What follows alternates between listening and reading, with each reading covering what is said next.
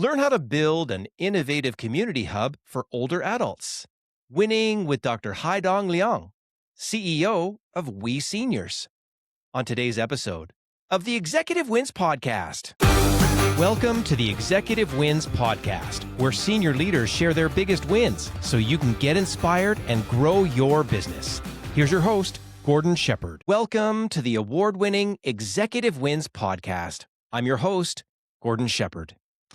Today, we are lucky to be joined by Dr. Haidong Liang, CEO of WESeniors, a nonprofit social enterprise dedicated to supporting healthy aging for older adults in Edmonton and beyond. You can learn about their work at WESeniors.com.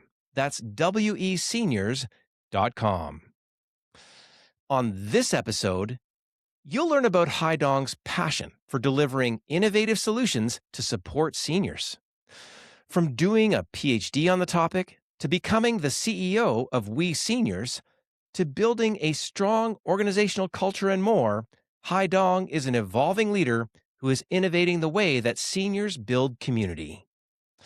You'll also find out why Haidong values coaching and mentorship, along with how the organization successfully pivoted and grew during COVID.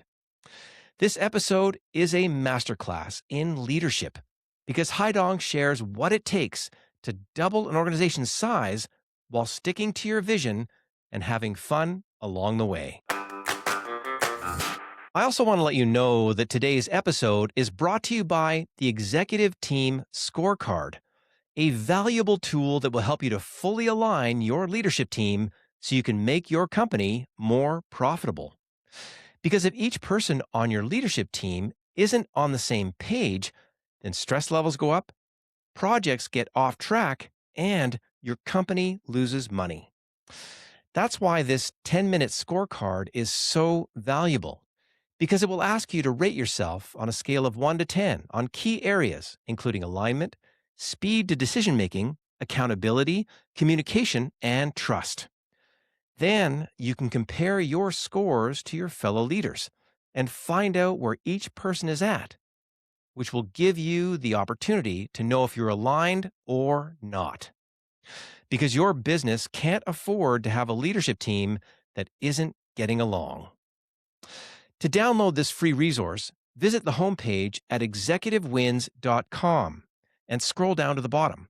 Or if you'd like me to send it to you directly, send me an email to gord@executivewins.com. I also want to say thanks to you, because the Executive Wins podcast now has more than 56,000 views and over 550 hours of watch time on YouTube, along with more than 2,400 audio downloads on Apple Podcasts and wherever you listen.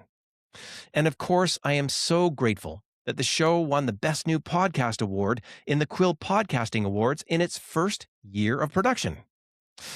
I also want to remind you that this interview follows a specific format that I created called The Anatomy of a Win to help you learn the strategy, work plan, people, operations, and results behind every business win that you hear on this show.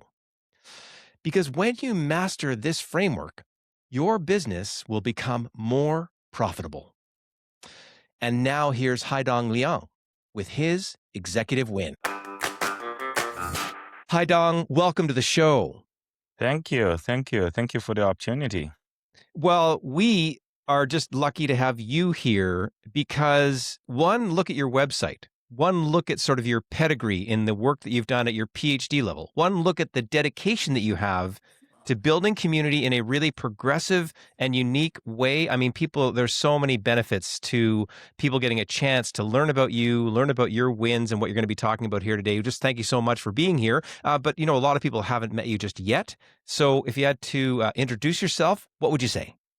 Well, I will always introduce myself as I am a gerontologist. So many people don't quite understand what that means. So basically study on aging. So I'm a person who's dedicated all my career and academic life in aging. And currently I'm the CEO of WESeniors. So I will kind of just introduce myself like that. Well, so this is interesting. So it's one thing to care about seniors. It's another thing to study them and Yeah. dedicate your career to them. Where does this passion for gerontology come from for you? Well, I would say, well, again, thanks to my father, probably about 26 years ago, he already pointed the direction for me. And of course, I mean, as a young kid at that time who was just like 19, 20 years old, and I wasn't really too sure. But I think my dad is a smart guy, very wise person. So I said, well, okay, I'm going to listen.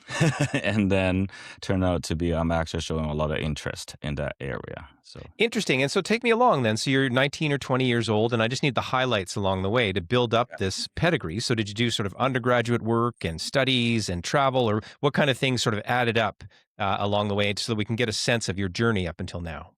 yeah, so my father said to me, okay, well, I mean, as you know, the stereotype about Chinese family is that like we're good at math, we're gonna come here for business school, engineer, IT, computer, all that kind of stuff, right?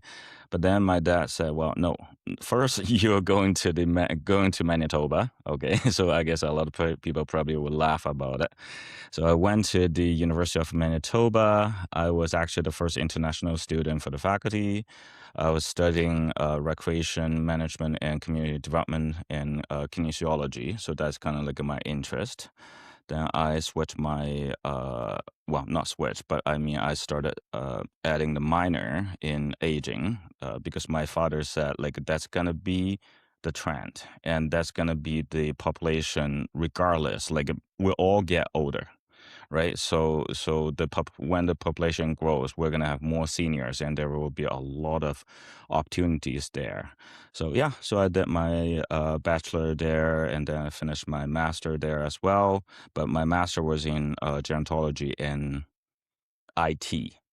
And then, yeah, and that kind of will explain why my interest in the technology later. And then, of course, I came to Alberta, went to the University of Alberta to finish my PhD. Again, it's in gerontology. So, Interesting. So now we have this influence of a smart dad who can yes, see the future in a sense and says, wait a second, we're all going to age out here. And there's some inevitability at the end of that. And that we all kind of know about what that looks like. You do your undergraduate, you sort of get this minor picked up. You add in that sort of technology piece that leads you to then some PhD work that you do at the University of Alberta.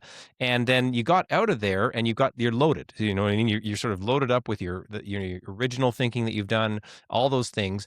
What then happened next in terms of was WESeniors right away, or how did that go?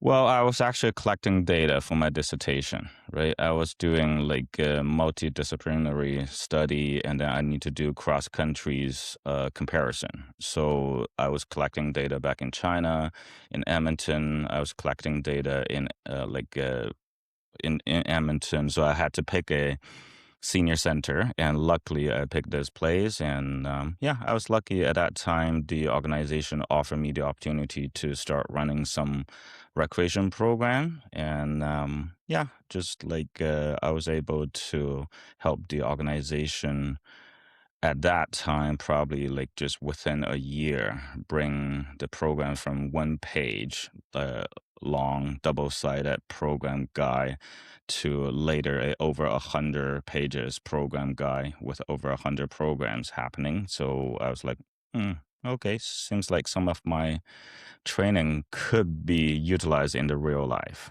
So Interesting. And so hundreds of programs means influence on hundreds or thousands of seniors in the Edmonton yeah, area. Plus, I love this international perspective that you just described. You said you're gathering data from China and from here. So you've got an interesting, multi-country perspective yeah, on kind of where you've arrived today.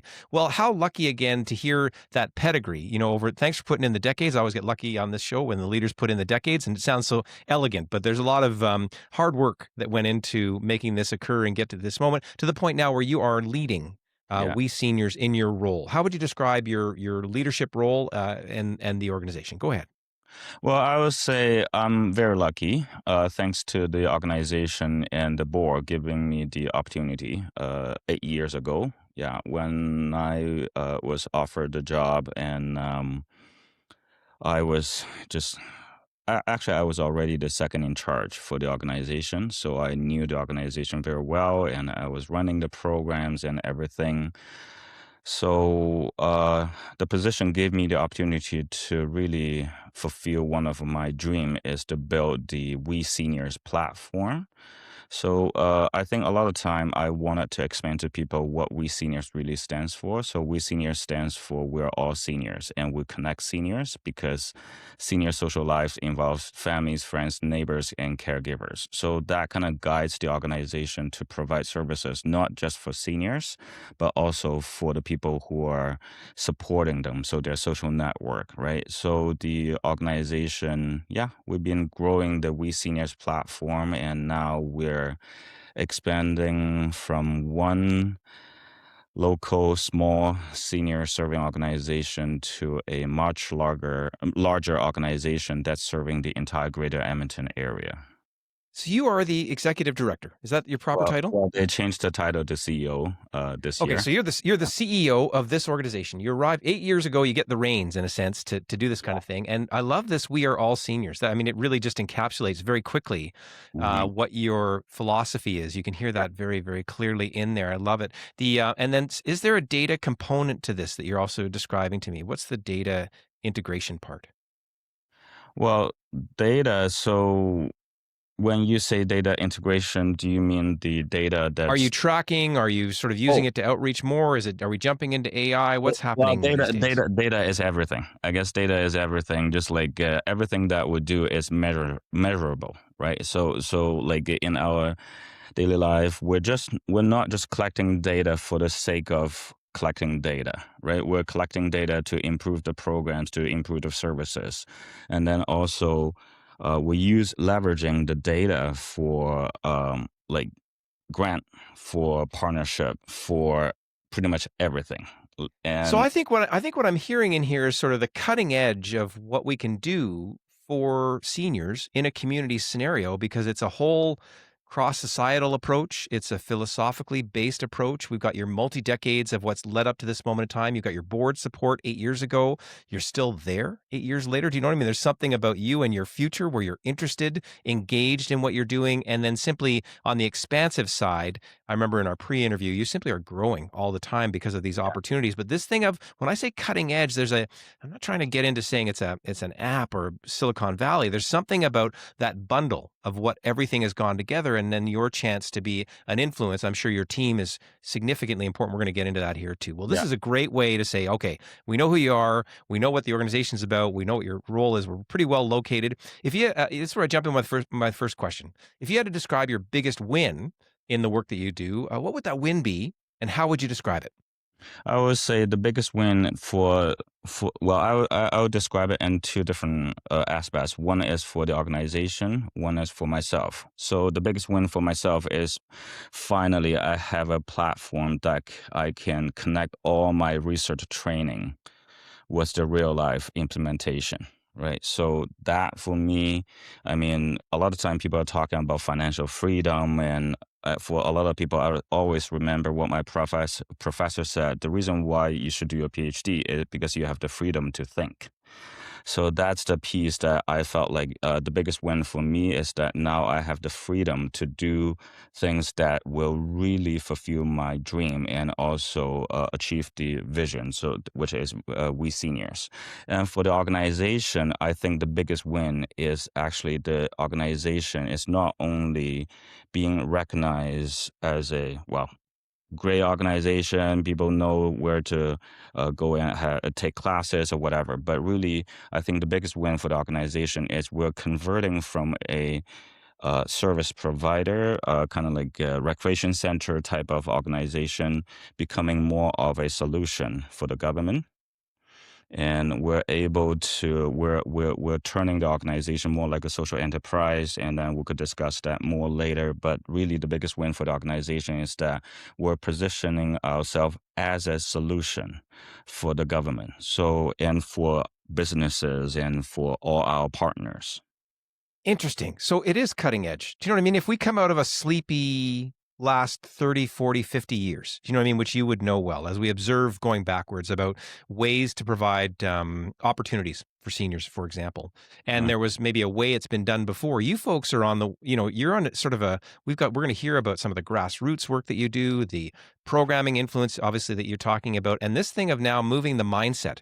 And we're moving from executive director to CEO. You can hear that in there. You can hear also this opportunity to, not many PhDs get to actually actualize Yeah. their work. And here you are saying, wait, you're on a lifelong journey here to Yeah. actually pull all that hard work together and get it implemented. I mean, that's super exciting too. So the win is this opportunity now to be a solution. I just, the elegance of that is just the solution, not only for the organization, but for yourself as well. And we'll leave that Yeah. there. And let's jump into what I call the anatomy of win to have, some more exploration in this as well, and talk about the strategy, work plan, people, operations, and results. Yeah. And you've been nipping at this a little bit along the way. If we Yeah. talk about strategy, we talk about vision, mission, values, goals and objectives, this type of thing, basically. Yeah. But if you had to think about strategic highlights to get to this moment where you are now converting into being a solution, how would you describe the strategic highlight for this? Well, I would say the strategy is kind of like if you have the chance. I mean, it's public knowledge. If people comes to our website, WESeniors.ca, go and check out our strategic plan, and then they're gonna realize the difference, right? So our strategic plan is all about, like, for example, building the WeSeniors online and in-person platform, and then our second strategy is forming the strategic partnership. And the third one is actually achieving the sustainability and building that sustainability mindset into everything that we're doing, not just the day-to-day operation, but also in partnership, in like grant funding, in any projects that we're doing. And again, the strategy is actually switching the organization from a fully government funding reliant organization to a social enterprise that's able to sustain itself and still provide the support and services to the seniors and the larger community. And that's where the puck needs to go if we're Wayne Gretzky in this situation, right? This is this idea of, social enterprise meets solution, meets not getting stuck on the ups and downs, let's say, of government funding over the years, but looking for a true sustainable solution at a time when, if I'm going to say without having statistics at my fingertips, when loneliness in seniors is Yeah. maybe at its worst level ever, with this juggernaut of boomers that are coming in and maybe didn't set up those networks and opportunities that you are, in the middle of trying to really provide that solution. So sustainable social enterprise. And again, there are those other specifics in your strategy as well. That's really interesting to hear because so many people might be tempted to stick on the government drip along the way, but in fact, you're breaking boundaries by getting this to go forward. Wonderful. So now we've got a strategy. Anytime we have a strategy, we need a work plan. And we've heard a little bit of the work plan in place. I'm not sure where you want to pick up sort of the win, if you wanted to pick it up 8 years ago in terms of when this started, when you became the leader. Maybe you want to pick it up even sooner than that, earlier than that. Where is this an idea? Is it when you started with this organization that it becomes the idea that gets us to here right now? What would you describe as the timeline for this impact? I would say the work plan, of course, started from like when I finally was hired by the organization to do the program, and then started doing the projects and grants and all that kind of thing, right?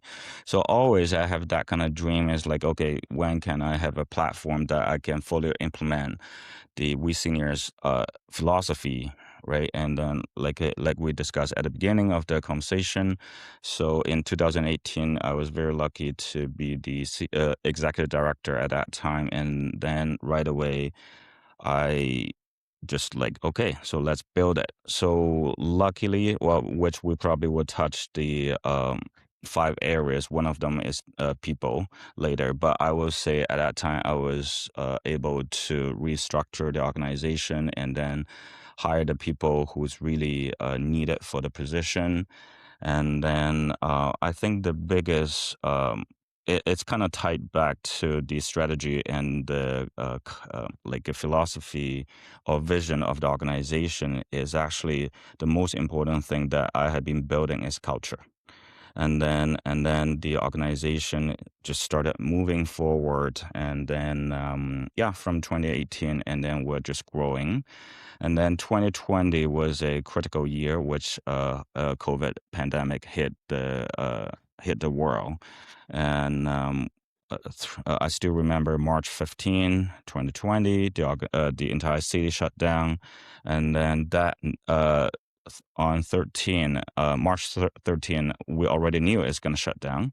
But then I said to my team, and then we said, we're not shutting down. We're going to start offering programs. So that weekend, we already started designing online programs. So within a month, we came up with over 40 online programs, and we offer to the entire Alberta. In fact, we even have people in Germany and other countries taking our classes, right? So then that becomes the actually during pandemic, as you know, many of the organization even went down to the pipe, but for us, we actually that is one of our fastest growing period. So we built the entire platform, and then we formed the Alberta Seniors Alliance, and now our organization is supporting 8 different organizations in the Greater Edmonton area. So yeah, so Wow. we're getting there. Yeah.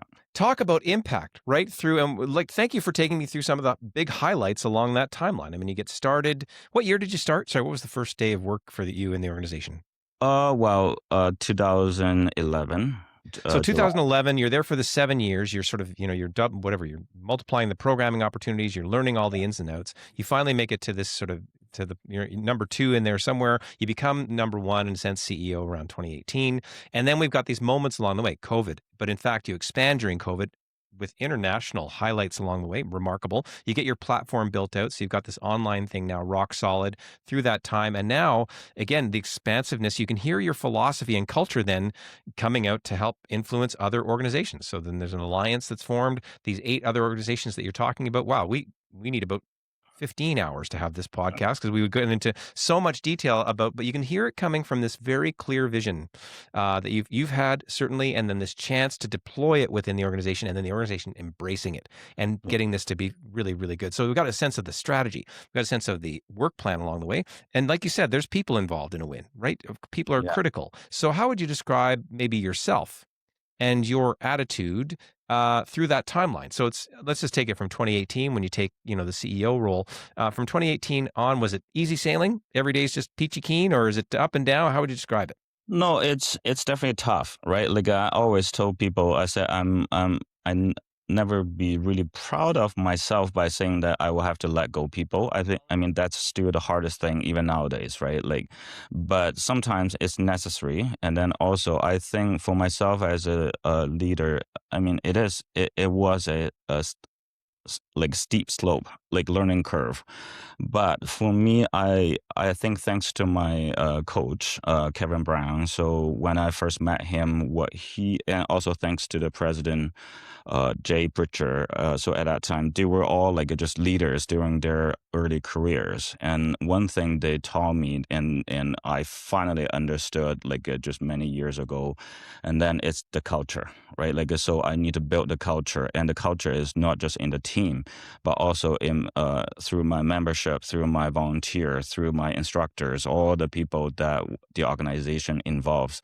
It's the culture. So we really want people to come in and then to sense that culture. I think that's the highlight of my leadership, and I think like that thing doesn't sound like relevant, but it's actually something that it's like many leaders ignore and becomes the biggest issues. I mean, you are a business like a leader, and you're a consultant and coach.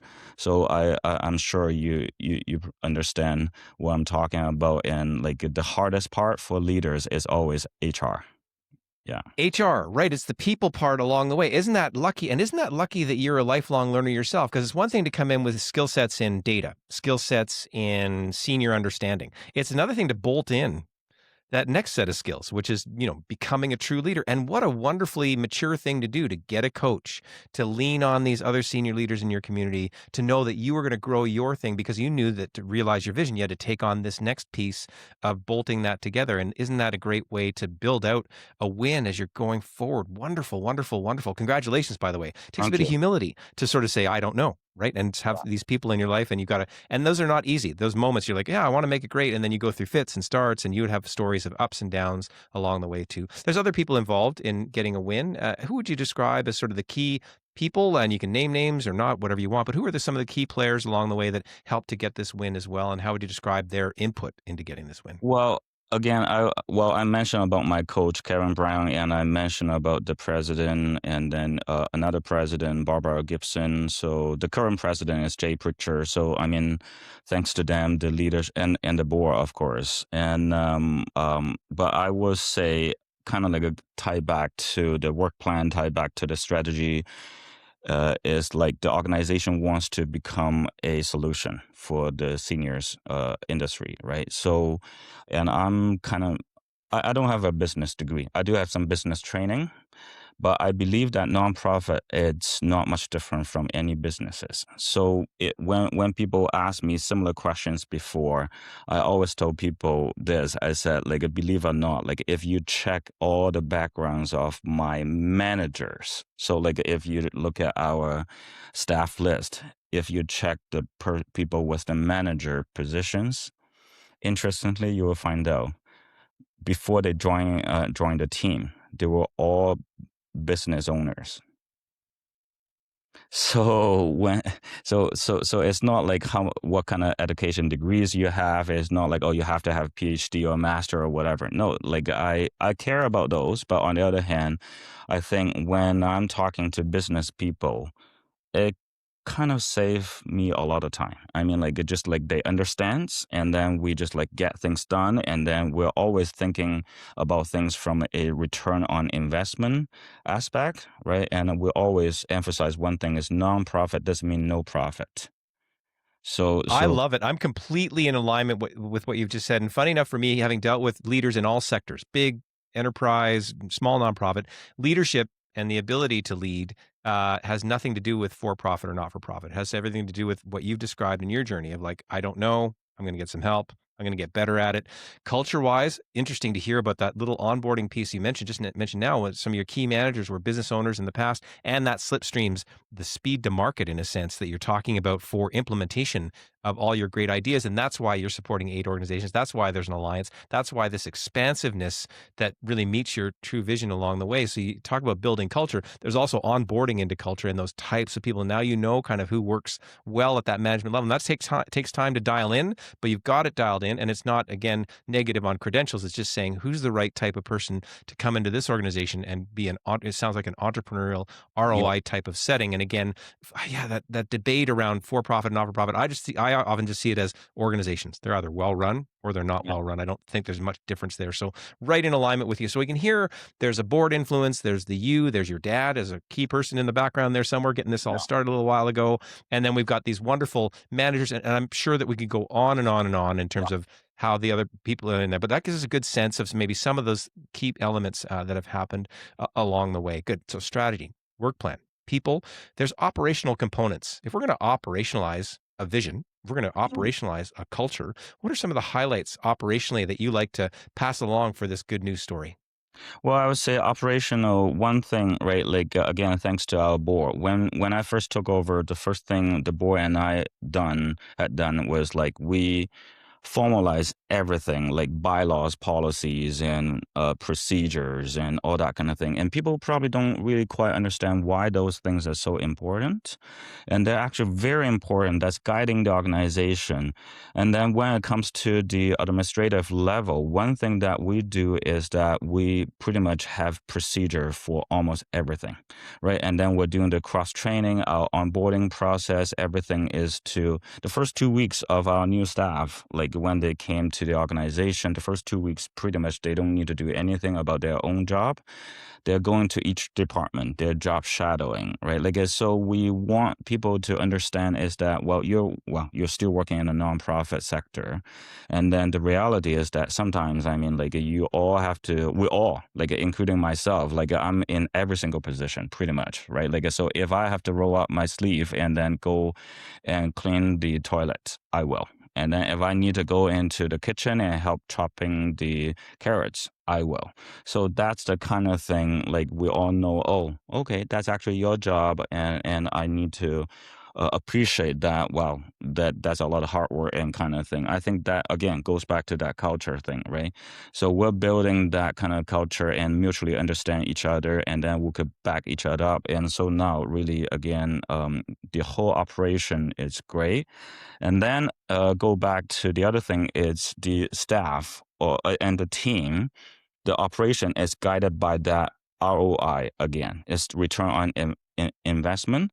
So we're doing everything. So I'm just so happy when my staff started telling me backward and just say, "Well, Haidong, I don't think we need to do this event." And okay, tell me why. Well, simply it's just we don't have enough staff, and then if we do this, we're actually going to lose money. Yeah, it might sound like we have the impact, but when we take into consideration of the staff time, the cost, and this and that, right? I mean, started having that kind of like mentality and culture in the organization, so the operation becomes very smooth, and we have confidence in our team. And it's just like, okay, if we want to do something, things are going to happen. And then the other thing I wanted to say is that because now we're running the entire Alberta Seniors Alliance as well. So one thing that we emphasize is that everything has to be duplicable. So that, for example, when we're supporting an organization, we're helping them to build their capacity. So when we build the capacity, people will look at our thing and then they say, well, we could just use this. Yeah, sure. Take it, right? And we are generously sharing all of that with them. And then when we started doing that, all of a sudden people say, well, it's not that hard. Yeah, well, it's hard, but because we have the system, the operation system in place, it it's still hard, but it's very efficient. So yeah. The thank you. There's about 4 mic drops in there that people can just stop listening right now. And if they simply followed what you just put together for us, and thank you for doing the hard work that it takes to, one, at the board level, get it together and make sure that's squeaky clean, right? Because it pulls the culture through, it pulls the vision through, and then, but gets it on the books and make sure that everything is super clear at the governance level. We can hear standard, if I say standard operating procedures, but your procedures are all rock solid on the way through. It takes time to get those down, years to get those dialed in. So like that's a lot of work to get there. The 2-week concept around not going right to your role, but jumping in, I mean, that is, the Edmonton Oilers could learn from you. Like, don't put the rookie in too quick, right? Like this idea of who do we put in and how do we get them oriented into our culture in the best way possible to appreciate the fact that we still are in a nonprofit reality. And there's one day, you're reminding me of a leader. I walked in one day, we're going to do strategic planning, and they were literally up on a ladder putting in one of those fluorescent light bulbs. And then we went off to the boardroom. Like, it's just, I'm sure that's your typical day in terms of how things go. ROI all the way along, the ability to say no. That's a mature, we think it's a for-profit thing, and the not-for-profits, they try and stretch themselves, and people then put themselves into those 55, 100-hour weeks or whatever, and they start to burn out. But now you've got a chance to not have burnout because you're taking the feedback from your staff. You're only doing things that return to the vision and the mission that you're doing along the way. Unbelievable. And then finally, there's this franchising. Like it sounds like McDonald's to a certain degree in terms of what you're doing, because you're actually building out the best practices that then you're saying, hey, come on in and you get it too. And you're spreading the joy by having done all this work along the way. I mean, this is masterclass type stuff that we just got here. Forget the business degree. I mean, this is way more concise than the MBA that I spent my time on. I'm pretty proud of it, but it's a lot more, like here's the roadmap for anybody along the way. Strategy, work plan, people, operations. Thanks for taking the time to describe those details. Finally, there's results, quantitative results and qualitative results. Quantitatively, is it people served? Is it, what numbers do you like to put out there when you talk about what the organization is achieving? Well, to Gore, just so to prepare today's thing, I actually spent some time digging into some of the data. But then one data last night, actually, I mean, I know the data, but last night I just went back and then I started doing a trend analysis thing based on the past so many years audited financial statement, right? And then one thing I will say I'm currently actually very proud of that. It's so the organization is around $1.8, $1.9 million operating. Right. But then, of course, that has increased from 8 years ago. That was probably about 800,000 operating budget. And now it's kind of like a double for sure. Right. But the thing is, though, it's the percentage of the grant in the overall budget. So many of the nonprofit organization, if you look at their published like an audited financial statement, I would say probably at least 70-80%, if not higher. Or some of the organization probably almost like 100%, and then they're heavily relying on the membership and all that kind of thing. But when I started doing the analysis, the trend analysis last night, one thing seriously I'm proud of is that the percentage of the grant for the entire budget is lower and lower and lower, and now it's less than 50%. And then, so that means the majority, like a more, about half, 50% of our revenue is coming from ourselves. So we're able to generate that, right? And the membership is actually only 4.9% of our overall budget. So we're still charging people only $55 a year for the membership. And in the past, that is a big chunk of the money for the organization operation. And then our strategy in the past was always, well, let's add like $5 more, let's add $10 more in order to generate the money. No, right now, to be honest, we really don't need that, right? So that's one solid data I think is very important. And then the other thing is talking about what you already heard, that now we're reaching out to supporting 8 different organizations. But then the data, one thing I wanted to say, so technically we're benefiting over 20,000 seniors in the Greater Edmonton areas. And then we're generating a lot of revenues for the community, right? Like, for example, we're supporting 2 community, 2 churches, and 2 elementary schools. And instead of getting funding from the government, we're actually utilizing their facility and started generating revenue for those facilities, which solved the problem for us and solved the problem for them. So it all goes back to our philosophy is leveraging. I think that's one thing, kind of like a go back to the beginning strategy, go back to the people, go back to the operation, go back to the work plan. The leverage piece is that, like, I have something you don't have, you have something I don't have. And regardless, you're a bigger organization or a small organization, if we could leverage, not just simply talking about collaboration or partnership, I think those are all just talks. But leveraging is the biggest weapon. Like, it's the best, most effective weapon that we could use to accomplish our goals. So yeah, so those are some of the data. Yeah, I would like to share. Yeah. Well, so much to be proud of. Congratulations, because this is back to that visioning piece of, like, if we say social enterprise, right, of sort of getting it done in that way, and we're moving towards being the solution, which is what I heard at the beginning, both for yourself and the organization. And then these numbers are unbelievable. So again, core funding down below 50%. There are a lot of people that would love to not be fully dependent on government whims, right, as they kind of go along, and you're getting it done. $55 a year.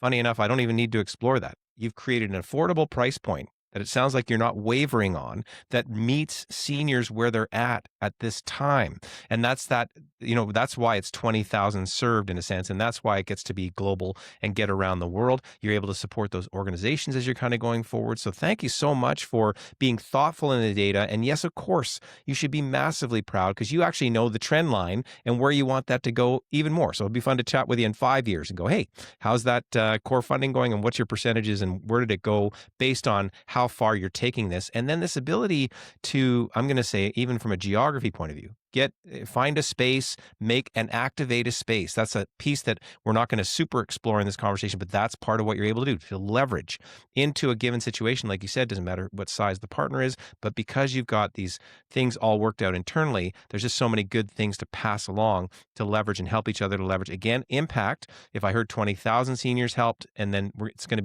going to be adding by the thousands every year in terms of that multiplier. Well, congratulations on the numbers game. Those are just remarkable numbers. It's so good to hear. Qualitatively, after all this, how's it feel?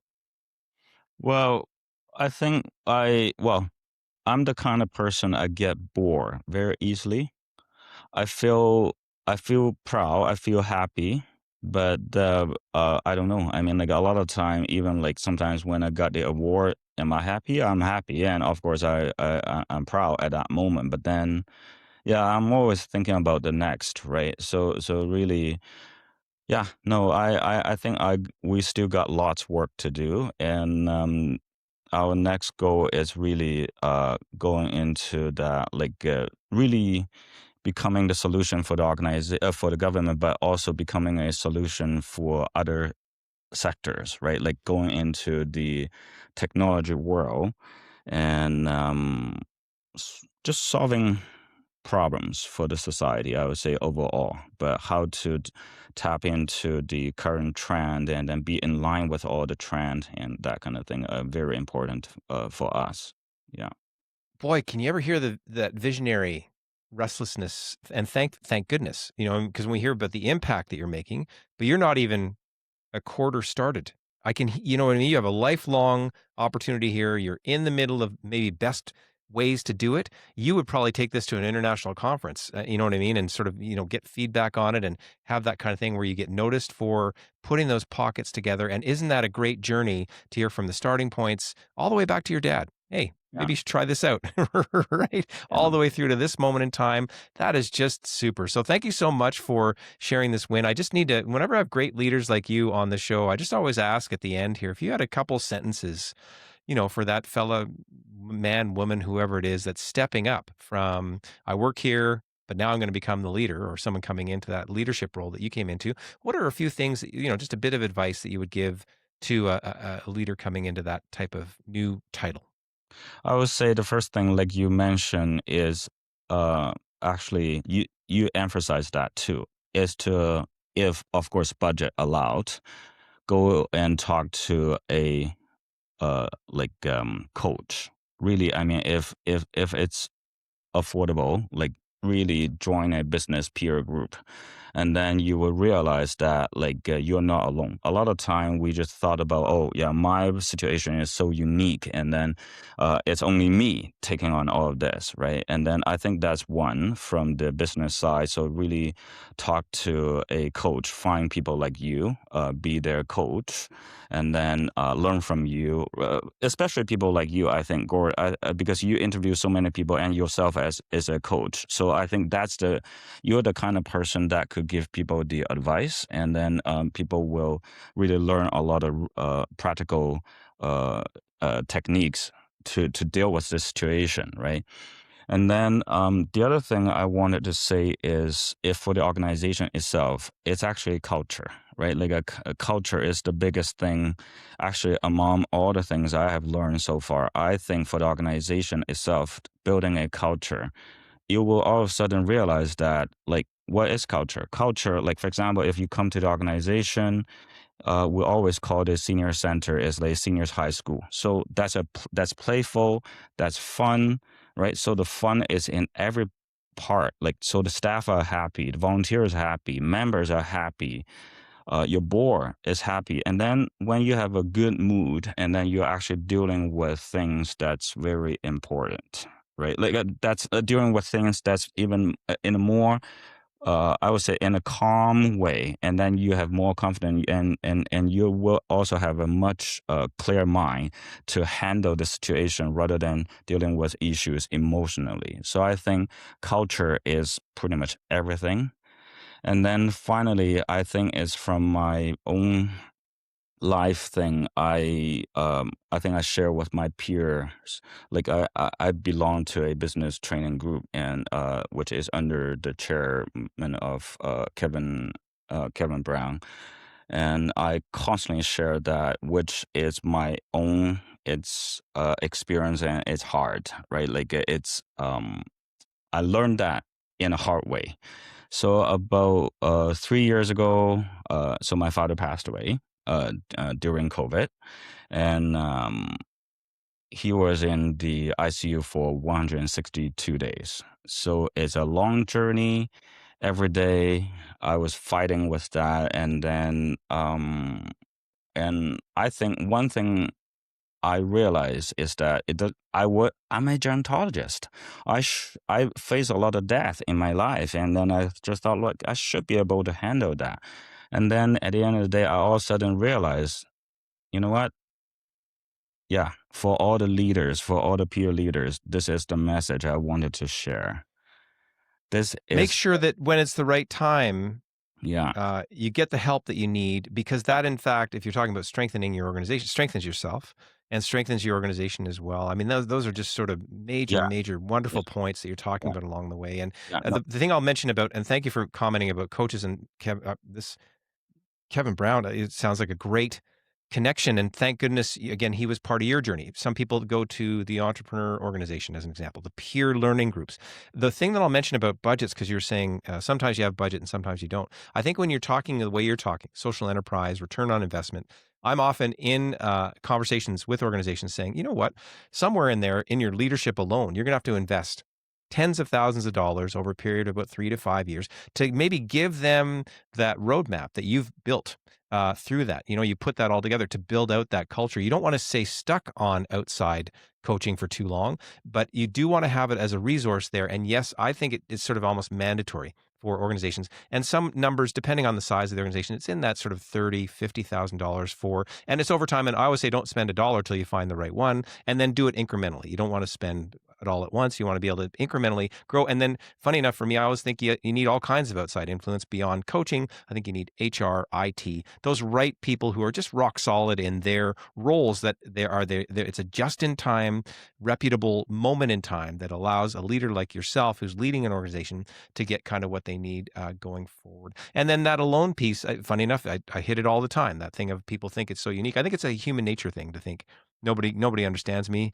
But you're saying, no, reach out as a leader and make sure you form up those strong peer relationships that allow you to, when something personal, super big is going on for you, like in your case, your father ailing and then passing away, you've got a chance to go and have an outlet of sorts to get the support that you need along the way. Wow, what a rich conversation. I could keep chatting with you all day long. This has been a great learning curve. The one I'm going to walk away with and I'll be spreading around the world is that 2-week onboarding. That just blows my mind of like, wait a second, because we just think people have to hit the ground running. No. The way you build culture, somebody gets in the door here, they go shadow everybody else for 2 weeks. That is just remarkable, along with so many other things that have been remarkable here today, the clear vision and all those things. Well, you can hear me. I'm trying to go on and on, but I got to let you go. I want to say thank you, Haidong, for so much for being on the show. I really appreciate it. Well, thank you, Gore, for the opportunity. I appreciate the chance to talk to you and learn from you. Thank you. Carry out your vision, build a strong work culture, and grow a social enterprise that makes the whole world a better place for seniors. That is how Haidong Liang and his team win every day. Thank you, Haidong, for your inspiring win. And if you enjoyed listening to this episode, then make sure to check out our upcoming episodes, which include how to build a successful venture capital firm in Edmonton, winning with Mark Benning, founder of Sprout Fund. And if you want to learn how the Executive Wins services like coaching, training, and facilitation can help to align your leadership team so they can get more profitable results, then visit executivewins.com to learn how. You can also subscribe to the Executive Wins newsletter to stay up to date on the podcast, live events, education opportunities, and more.